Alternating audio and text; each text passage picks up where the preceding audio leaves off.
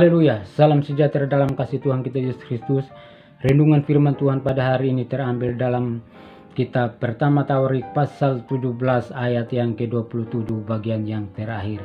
Sebab apa yang engkau berkati ya Tuhan diberkati untuk selama-lamanya.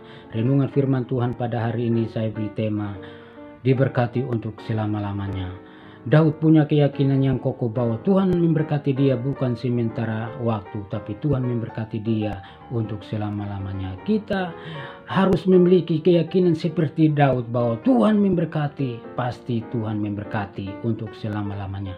Pada hari ini saya tidak bahas berkat jasmani atau kekayaan dunia, tapi saya mengutamakan berkat-berkat rohani, supaya rohani kita semakin hari semakin tambah maju, rohani kita semakin hari semakin semakin bertumbuh dalam pelayanan kita kepada Tuhan, yaitu berkat damai sejahtera, berkat sukacita, berkat pengampunan dosa, berkat kepastian keselamatan. Saudara yang dikasihi Tuhan, ada orang Kristen punya kekayaan yang luar biasa, tapi rumah tangganya ambur adul, morat marit.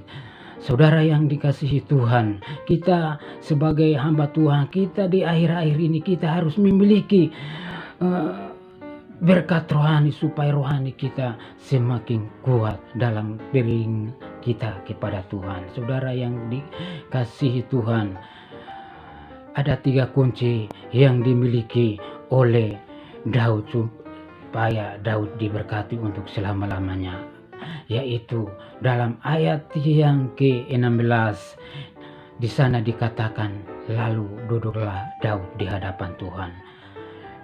Yang pertama, rendah hati. Daud punya kerendahan hati di hadapan Tuhan sehingga dia diberkati Tuhan untuk selama-lamanya. Daud punya segala-galanya. Daud dia raja, tapi dia tidak menyombongkan diri, tapi dia merendahkan di hadapan Tuhan sehingga Tuhan memberkati dia luar biasa. Kita pelayan Tuhan, kita diberkati oleh Tuhan, kita jangan menjadi sombong. Saudara yang dikasihi Tuhan, Tuhan dia melihat hati kita yang paling dalam ini. Kita harus merendah diri seperti Daud supaya kita meraih berkat-berkat rohani untuk selama-lamanya. Kita memiliki kerendahan hati seperti Daud.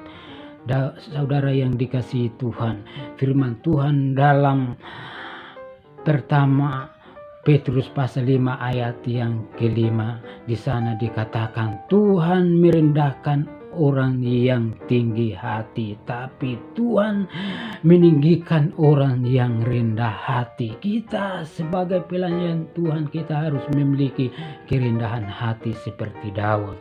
Saudara yang dikasihi Tuhan, yang kedua, Tuhan mengenal Daud.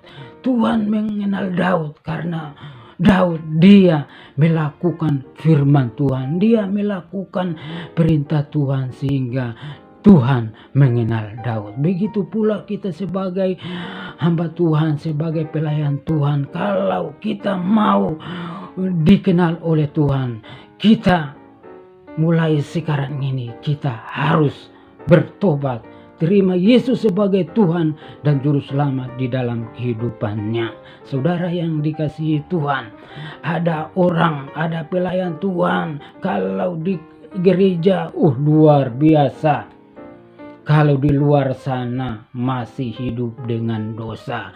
Saudara yang dikasihi Tuhan, kita tidak perlu kompromi dengan dosa. Dan kunci yang ketiga, Tuhan mengenal hati Daud.